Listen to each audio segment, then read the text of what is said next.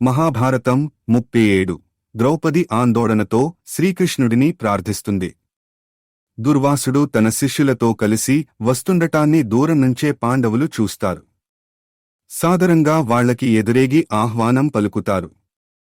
తామందరం స్నానాదికాలు పూర్తి చేసుకుని వస్తామని, త్వరగా భోజనాలు ఏర్పాటు చేయమని చెప్పేసి దుర్వాసుడు శిష్యులతో కలిసి నదీతీరం వైపు వెళతాడు.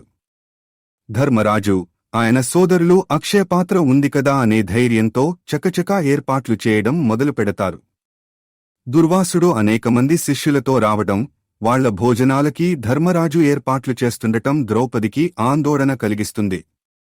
ఏం చేయాలో పాలుపోని పరిస్థితుల్లో ఆమె శ్రీకృష్ణుడిని ప్రార్థిస్తుంది. అత్యవసర పరిస్థితుల్లో తప్ప ఆమె తలచుకోదనే విషయం కృష్ణుడికి తెలుసు. అందువలన ఆయన ఎంతమాత్రం ఆలస్యం చేయకుండా ఉన్నపడంగా పాండవుల కుటీరానికి చేరుకుంటాడు. ద్రౌపది ఆందోళనగా ఉండటం చూసి విషయమేమిటని అడుగుతాడు. దుర్వాసుడు తన శిష్యులతో కలిసి భోజనానికి వచ్చినట్టుగా కృష్ణుడితో చెబుతుంది ద్రౌపది. మరికొద్దిసేపట్లో వాళ్లు నదీతీరం నుంచి రానున్నారని అంటుంది.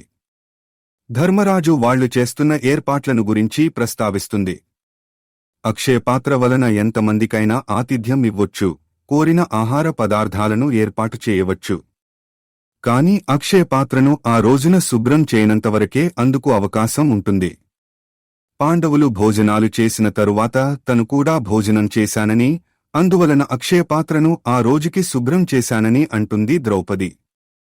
అందువలన ఇక అక్షయపాత్ర నుంచి ఆ రోజుకి ఏమీ రావని స్పష్టం చేస్తుంది.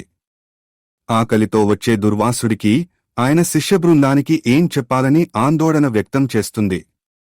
ద్రౌపది చెప్పినదంతా విన్న కృష్ణుడికి విషయమంతా అర్థమైపోతుంది.